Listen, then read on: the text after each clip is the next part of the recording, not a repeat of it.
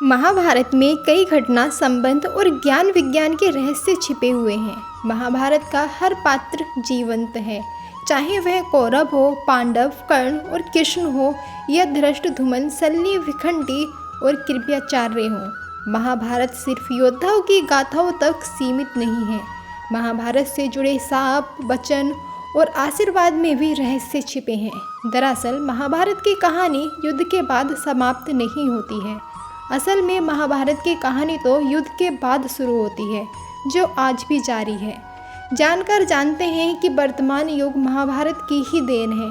खैर, हम आपको बताएंगे महाभारत के पात्रों की ऐसी विचित्र कहानी जिनके बारे में आप शायद ही जानते होंगे। कहानी नंबर 1, पांडु की कथा। महाभारत के आदि पर्व के अनुसार एक दिन राजा पांडु आखेट के लिए निकलते हैं। जंगल में दूर से देखने पर उनको एक हिरण दिखाई देता है। वे उसे एक तीर से मार देते हैं। वो हिरण एक ऋषि निकलते हैं जो अपनी पत्नी के साथ मैथुव्रत थे। वे ऋषि मरते वक्त पांडु को श्राप देते हैं कि तुम भी मेरी तरह मरोगे जब तुम मैथुव्रत रहोगे। इस श्राप के भय से पांडु अपना राज्य अपने भाई धृतराष्ट्र को सौंपकर अपनी पत्नियों कुंती और माद्री के साथ जंगल चले जाते हैं। जंगल में वे सन्यासियों का जीवन जीने लगते हैं, लेकिन पांडु इस बात से दुखी रहते हैं कि उनकी कोई संतान नहीं है और वे कुंती को समझाने का प्रयत्न करते हैं कि उसे किसी ऋषि के साथ समागम करके संतान उत्पन्न करनी चाहिए। कुंती पर पुरुष के साथ नहीं सोना चाहती थी, तो पांडु उसे यह कथा सुनाते हैं। प्राचीन काल में स्त्रियां स्वतंत्र थीं और वे जिसके साथ चाहें उसके साथ समागम कर सकती थीं, जैसे पशु पक्षी करते हैं।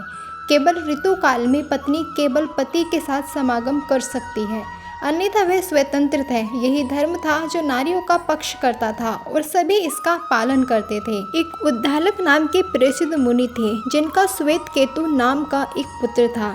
एक बार जब श्वेत केतु अपने माता पिता के साथ बैठे थे, तब एक ब्राह्मण आए और श्वेत केतु की माँ का हाथ पकड़कर बोले, आओ चलें। अपनी माँ को इस तरह जाते हुए देखकर श्वेत केतु बहुत क्रुद्ध हुए, किंतु पिता ने उनको समझाया कि नियम के अनुसार स्त्रियां गायों की तरह स्वतंत्र हैं। जिस किसी के भी साथ समागम करने के लिए इन्हीं श्वेत केतु के द्वारा फिर यह नियम बनाया गया कि स्त्रियों को पति के प्रति वफादार होना चाहिए और परपुरुष के साथ समागम करने का पाप भ्रूण हत्या की तरह होगा।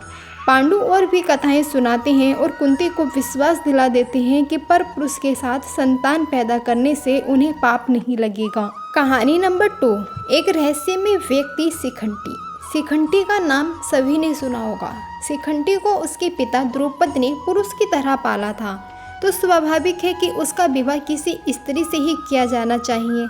ऐसा ही हुआ, लेकिन शिखंडी की पत्नी को इस वास्तविकता का पता चला तो वह शिखंडी को छोड़ अपने पिता के घर चली गई। क्रोधित पिता ने द्रुपद के विनाश की चेतावनी दे दी। हताश शिखंडी जंगल में जाकर आत्महत्या करने लगा। तभी एक यक्ष ने वहां उपस्थित होकर उसकी स्थिति पर दया करते हुए रात भर के लिए अपना लिंग उसे दे दिया, ताकि वह अपना पुरुषत्व सिद्ध कर सके।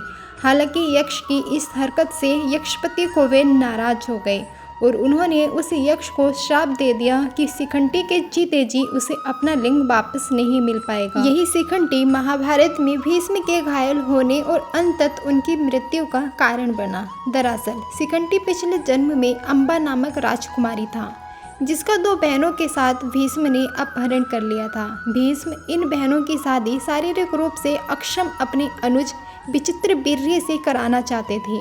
अम्बा ने भीष्म को बताया कि उसका प्रेमी है और प्रार्थना की कि उसे मुक्त कर दे। भीष्म ने उसे मुक्त कर दिया, लेकिन उसके प्रेमी ने उसे अपनाने से मना कर दिया और उसे वापस विचित्रवीर्य के पास लौटना पड़ा। लेकिन विचित्रवीर्य ने भी उसे अस्वीकार कर दिया। तब अम्बा ने भीष्म के सामने विवाह का निवेदन रखा, लेकिन उन्होंने तो आजीवन ब्रह्मचारी रहने का व्रत लिया हुआ था। अंततः अम्बा ने परशुराम से न्याय की गुहार की। परशुराम ने भीष्म से युद्ध किया, लेकिन परशुराम को निराशा ही हाथ लगी। तब निराश अम्बा ने शिव की आराधना की और ये वरदान मांगा कि इच्छा मृत्यु का वर पाए भीष्म की मृत्यु का कारण वह बने। शिव ने कहा कि यह अगले जन्म में ही संभव हो सकेगा। अम्बा तब मृत्यु को वरण कर लेती है। यह अम्बा ही शिखंडी के रूप में जन्म लेती है। इसी शिखंडी को कृष्ण ने अपने रथ पर आसीन किया और अर्जुन के साथ भीष्म के सामने ला खड़ा किया। भीष्म ने कृष्ण पर युद्ध धर्म के विरुद्ध आचरण करने का आरोप लगाते हुए एक स्त्री पर वार करने से मना कर अपना धनुष नीचे रख दिया।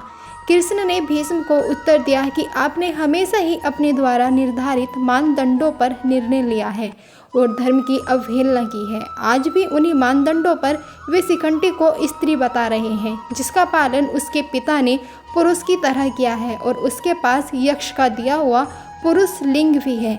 भीष्म ने फिर भी युद्ध करने से मना कर दिया, जिस पर कृष्ण ने शिखंडी और अर्जुन को ललकारा कि वे भीष्म पर वार करें, ताकि भेदभाव पर आधारित उनकी मान्यताओं की जगह समावेश को महत्व देने वाले धर्म की स्थापना हो सके। कहानी नंबर 3, सरसैया पर लेटे भीष्म। भीष्म को इच्छा मृत्यु प्राप्त थी।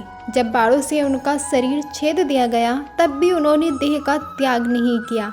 महाभारत के अनुसार सूर्य जब तक उत्तरायण नहीं हुआ, तब तक वे इसी तरह सरसैया पर लेटे रहे। युद्ध समाप्ति के बाद भी उन्होंने कई दिनों तक शरीर नहीं छोड़ा था।